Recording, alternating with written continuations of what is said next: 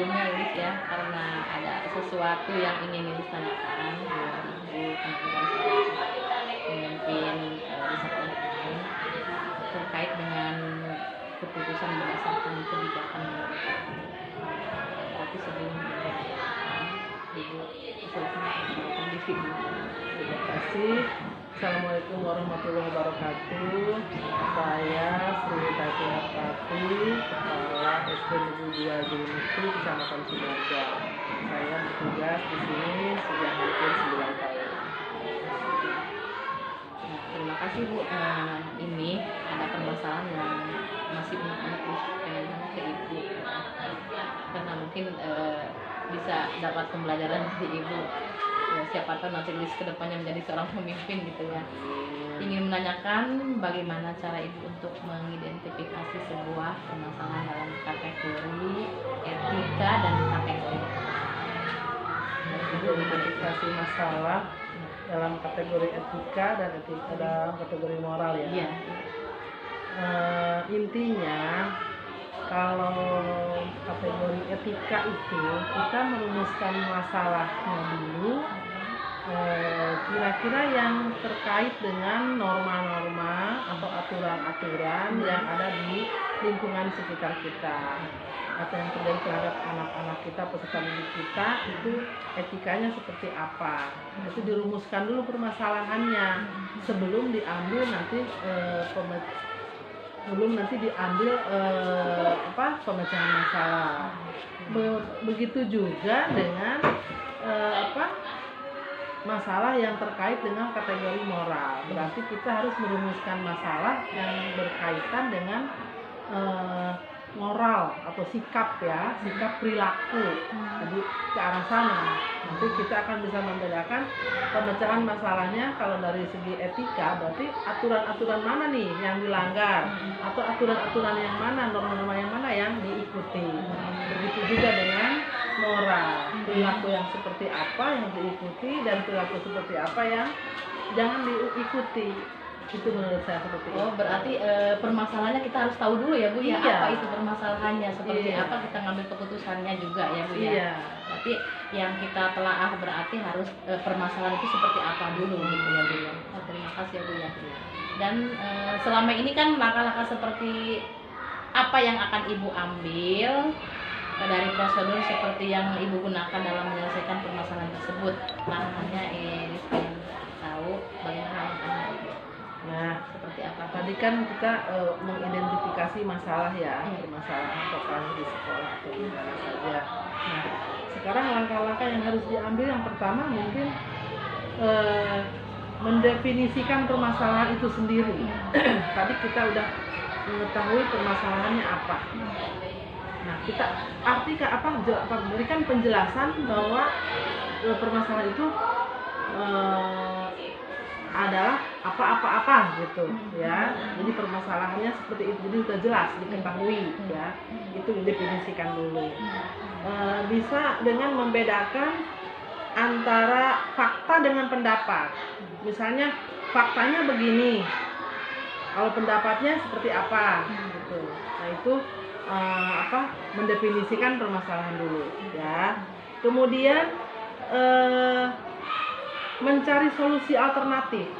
Setelah mendefinisikan permasalahannya, berarti kan kita udah tahu secara spesifik ya, permasalahannya kasusnya ini. Oh, berarti alternatif solusinya. Misalnya bisa dengan cara seperti ini, bisa dengan, jadi banyak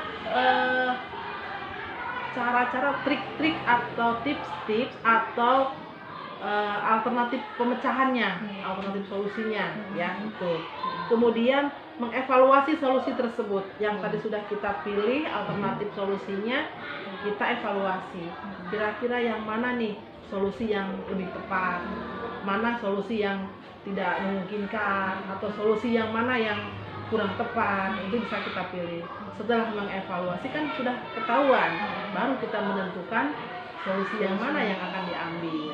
Ya, berarti harus tahu dulu ya permasalahannya itu seperti apa ya mungkin ya Bu ya. Iya, harus jelas. Iya, jelas. Spesifik. Jadi Ibu ngambil langkahnya nanti juga kan harus tahu permasalahannya dulu ya Bu ya sebelum mengambil tindakan gitu. Iya. Seperti itu ya Bu. Iya. Dan mau bertanya lagi Bu, dari cara-cara tersebut adakah cara yang paling efektif yang menurut Ibu bisa digunakan untuk menyelesaikan sebuah kasus itu gitu Bu, yang lebih efektif, relevan mungkin ya Bu ya. Bagaimana itu Bu yang Ibu akan ambil? Kalau untuk menyelesaikan suatu masalah yang saya lakukan ya, itu lebih ke pertama mungkin bisa dengan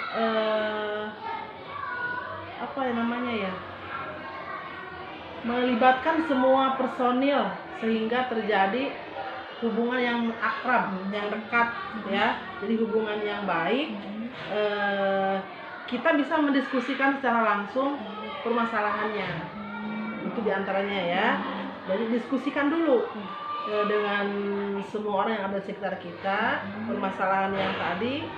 Kemudian menyampaikan dengan jelas bahwa penyebab dari masalah tersebut bukan karena orang lain.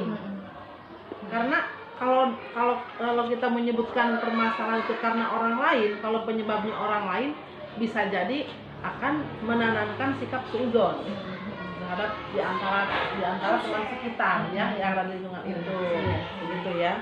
Kemudian juga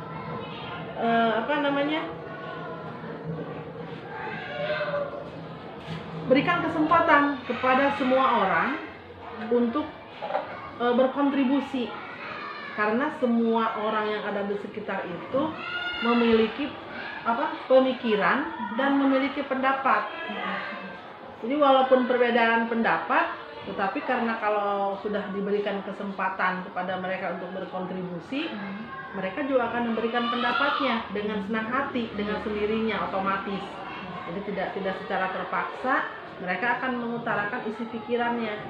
Nah, kalau dengan seperti itu, itu lebih terlihat, lebih jelas bagaimana cara kita menyelesaikan masalahnya dengan gampang. Berarti intinya semuanya dikumpulin dulu gitu ya Bu ya.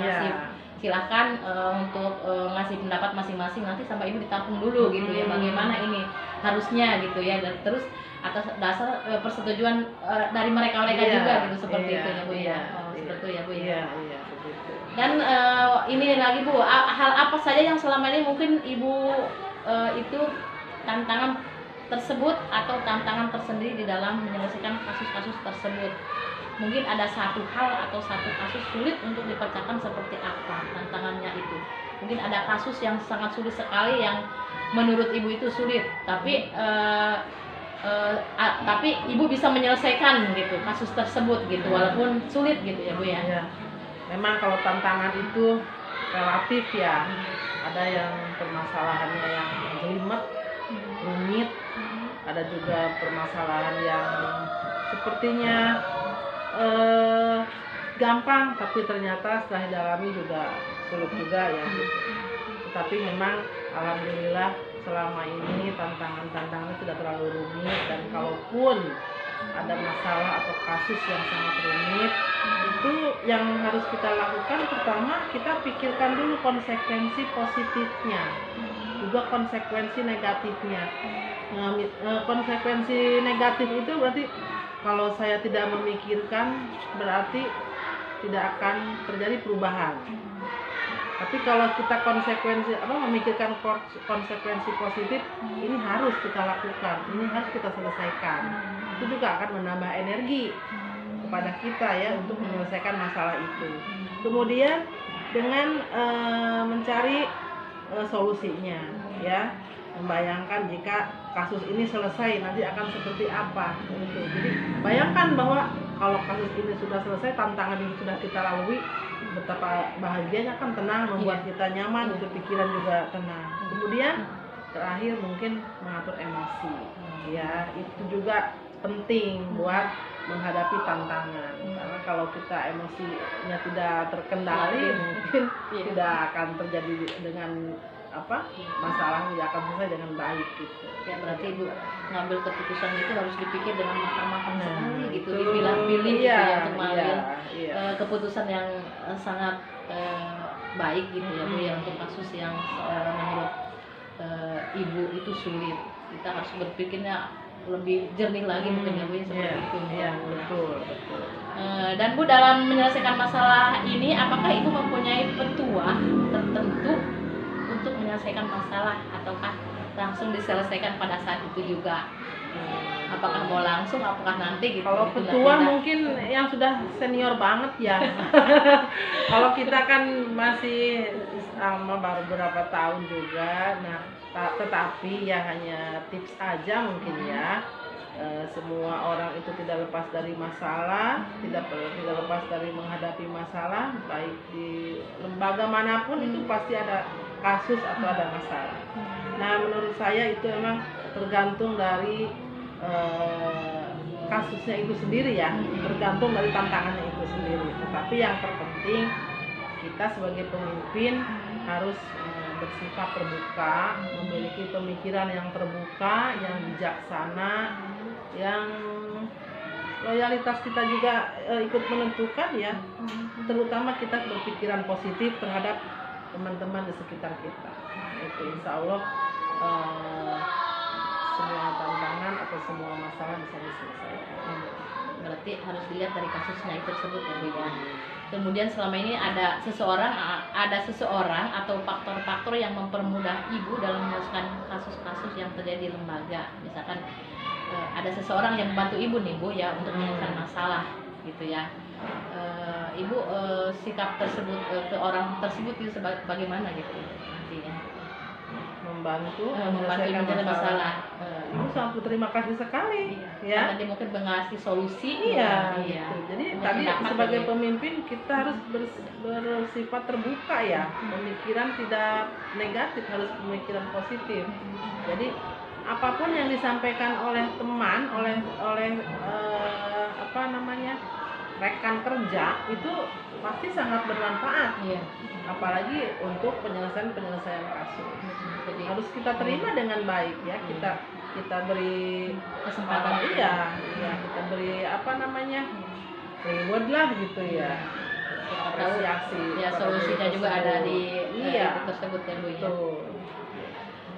Mungkin dari semua yang telah Ibu sampaikan, ada pembelajaran yang Ibu ambil dari cara tadi Ibu menyelesaikan permasalahan di lembaga kita ini atau di sini gitu.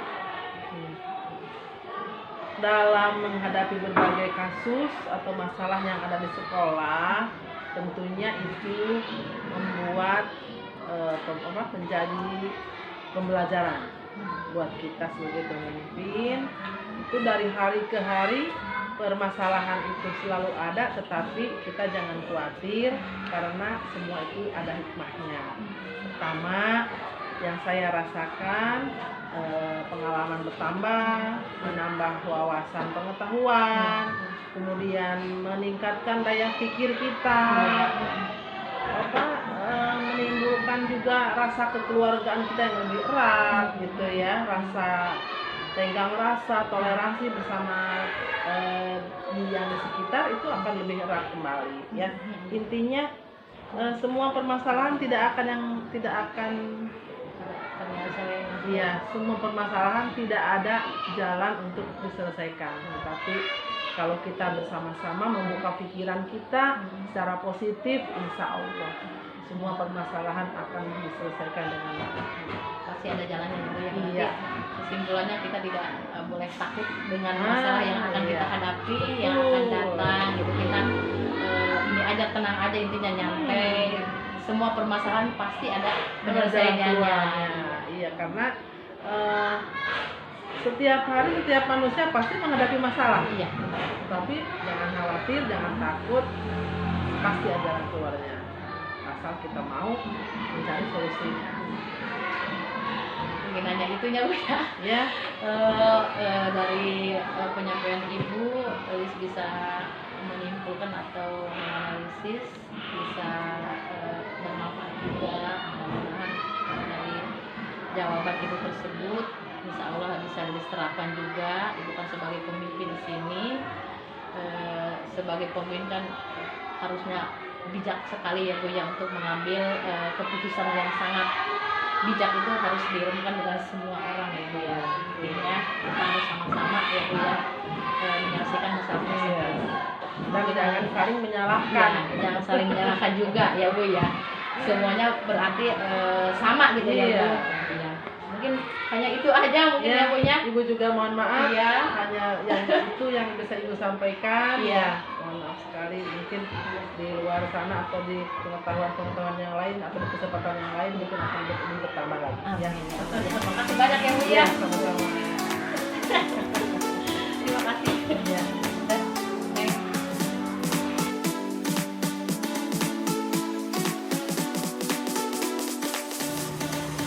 Assalamualaikum Bapak. Waalaikumsalam warahmatullahi wabarakatuh. Maaf mengganggu sengaja datang ke SD Bapak ingin istilahnya berbincang-bincang atau menanyakan sesuatu persoalan yang dianggap sama Bapak bisa diselesaikan gitu ya secara teori Bapak. Tapi sebelumnya Bapak perkenalkan Bapak dulu. Ya, perkenalkan nama saya Pak Ade Rukidin, biasa dikenal nama Pak Ade, Kepala Sekolah SDN 1 Cimarga, Kecamatan Cimarga, Kabupaten Lebak. Terima kasih Pak. Sebelumnya ini saya ingin bertanya, menanyakan bagaimana cara Bapak untuk mengidentifikasi sebuah permasalahan dalam kategori etika dan kategori moral. Seperti apa? Kaitan dengan kategori etika dan moral, ini tidak menyangkut perasaan seseorang.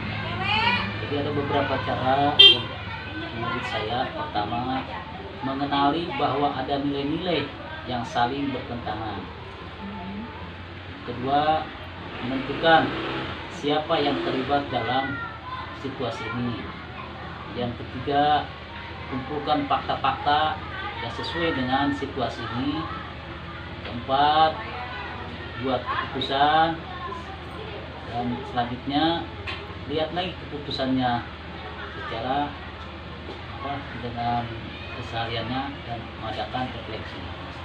Intinya berarti Bapak mengidentifikasi masalah tersebut ya Pak ya. Iya. Masalahnya itu seperti apa, nanti baru gitu ya dipecahkan gitu ya. Soalnya kan permasalahan itu bermacam-macam ya Pak ya. Mungkin Bapak melihat dari permasalahan tersebut Bapak ya. Selama ini yang Bapak ambil langkah seperti apa gitu ya. Mungkin ada prosedur atau yang digunakan untuk menyelesaikan permasalahan tersebut, prosedurnya gitu. Langkah-langkah dalam menyelesaikan masalah, pertama kita identifikasi masalah. Yang kedua, mengumpulkan informasi. Yang ketiga, mengidentifikasi solusi pemecahan. Selanjutnya, terapkan itu solusi. Nah, yang berikutnya itu pilih solusi yang terbaik. Dan selanjutnya tindak lanjut atau refleksi. Oh, berarti permasalahannya itu seperti apa gitu ya Pak, ditelaah dulu sama Bapak, diteliti dulu gitu ya. Identifikasi. Ya, diidentifikasi dulu sebelum mengambil kesimpulan atau mengambil keputusan gitu ya. Seperti itu ya. Dengan cara tersebut, adakah cara yang lebih efektif yang menurut Bapak bisa gunakan untuk menyelesaikan sebuah kasus gitu? Yang paling efektif menurut saya yang itu hanya satu, mengidentifikasi permasalahan. Iya. Itu yang kita catat apa identifikasi masalahnya. Oh, berarti yang ditanyakan masalahnya dulu ya Pak ya sebelum. Masalah. Iya, ya begitu ya Pak ya. Terus hal apa saja yang selama ini mungkin Bapak tantangan tersebut atau tantangan tersendiri buat Bapak untuk menyelesaikan kasus-kasus tersebut gitu? Mungkin ada satu hal atau satu kasus sulit untuk dipecahkan gitu. Misalkan kasus yang ruwet gitu ya, bagaimana caranya, tapi permasalahan pasti ada jalan keluarnya sih Pak ya. Tapi cara Bapak itu seperti apa gitu nanti? Tantangan ketika masalah keputusan ini harus benar bijak ya. Jadi tantangannya yang pertama adalah ketakutan untuk memulai. Jadi kita rasa takut untuk memulai. Yang kedua, keterbatasan kemampuan kita dalam menyelesaikan masalah. Selanjutnya ada ketakutan, khawatir tidak bisa menyelesaikan masalah. Selanjutnya takut menyinggung perasaan yang bermasalah. Nah, kalau seperti itu Bu ya. Tantangannya itu seperti ya, khawatir, takut, tidak bisa berarti ya Pak ya. Ya. Tapi pas nanti ini mah mungkin nanti juga ada solusi Pak ya, Iya, Pak ya, ada seperti solusi. itu ya. Dalam menyelesaikan masalah, apakah mempunyai pituah tertentu untuk menyelesaikan masalah, atau langsung diselesaikan pada saat itu juga? Misalkan ada masalah di sini ya Pak ya, apakah mau langsung diselesaikan sekarang atau ditunda lagi gitu Pak? Ya, Bagaimana masalah pituahnya itu? kan saya sudah jelaskan tadi, identifikasi masalah dulu. Masalahnya apa? Kalau memang terlalu berat, oke, nanti kita pecahkan bersama-sama. Nantinya jangan dulu memutuskan permasalahan itu. Kita barangkali ada yang memang saat itu bisa diputuskan, ada yang memang harus Ditunda. cari identifikasi dulu. Mungkin barangkali belum bisa ditetapkan satu keputusan. Berarti melihat dari permasalahannya ya Iya, Pak ya, lihat jangan permasalahannya sampai dulu. mengambil keputusan saat itu juga gitu. Jadi dilihat dari permasalahannya dulu gitu ya Pak ya. Identifikasi dulu. Iya. Kemudian selama ini adakah seseorang atau faktor-faktor yang mempunyai faktor-faktor yang mempermudah, misalkan ada yang membantu gitu, mempermudah menyelesaikan masalah tersebut gitu Pak, atau masalah kasus tersebut? Apakah ada? Beberapa faktor dalam rangka mempermudah tadi masalah, menyelesaikan masalah. Pertama, faktornya kita kenali masalahnya. Kedua, identifikasi kembali masalahnya. Selanjutnya, pilih solusi yang terbaik. Seperti itu dari solusinya. Iya, maksudnya Tiga, satu, identifikasi kenali masalahnya. Yang kedua, identifikasi solusinya. Yang ketiga, tadi pilih solusi yang terbaik. Itulah. maksudnya gini Pak, adakah yang membantu Bapak, misalkan bukan Bapak aja yang menyelesaikan, misal gitu, maksudnya seperti itu, menanyakan gitu Pak. Jadi adakah yang membantu menyelesaikan permasalahan tersebut gitu? Apakah Ya, Bapak ada. sendiri aja, apa ada yang ngebantuin gitu? Kami di sini di sekolah atas dasar kebersamaan. Setiap masalah kami kembangkan bersama-sama, putuskan bersama-sama dengan dewan guru dan yang lainnya. Seperti itu. Jadi semua dikumpulin gitu ya Pak ya, dikasih kita pendapat bagaimana tetap ini ya. sampaikan dan kita pemecahannya bersama-sama. Oke ya, kalau begitu ya Pak ya, dari semua yang tadi yang telah Bapak sampaikan, adakah pembelajaran yang diambil dari cara-cara tadi itu untuk menyelesaikan permasalahan dari lembaga ini? Mungkin seperti itu tadi yang Bapak omongin ya, dengan guru-guru mungkin ya Pak ya, apakah bagaimana itu? Maksudnya untuk menyelesaikan permasalahan di lembaga di SD Bapak gitu, di sini gitu ya, berarti jadi pembelajaran. Heeh. Nah, pembelajaran yang diambil Hmm. bahwa menurut saya bahwa setiap masalah harus dikembangkan dengan cara musyawarah mufakat. Nah, dengan cara musyawarah mufakat nanti bisa menemukan solusi yang terbaik untuk memecahkan masalah tersebut. Jadi bareng-bareng istilahnya ya Pak ya, kita memecahkan masalahnya ya. Pembelajaran yang kami ambil isinya bahwa pembelajaran itu permasalahan harus berdasarkan musyawarah mufakat. Salah bersama gitu ya, di sini bersama guru-guru semuanya gitu ya. Mungkin hanya itu saja ya Pak ya yang saya ingin ditanyakan seperti itu. Mudah-mudahan saya bisa mengambil hikmah atau cara bagaimana menyelesaikan masalah, karena kan saya mungkin akan menjadi seorang pimpinan. Jadi saya harus bagaimana menyikapi sebuah masalah dengan bijak gitu ya Pak ya. Jadi sengaja saya kesini menanyain seperti itu karena Bapak kan seorang pimpinan. Jadi saya bisa belajar dari Bapak bagaimana caranya gitu seorang pemimpin itu membuat keputusan yang bijak untuk permasalahan-permasalahan atau kasus-kasus yang akan dihadapi. Terima kasih banyak. Mungkin hanya itu saja. Saya ucapkan terima kasih.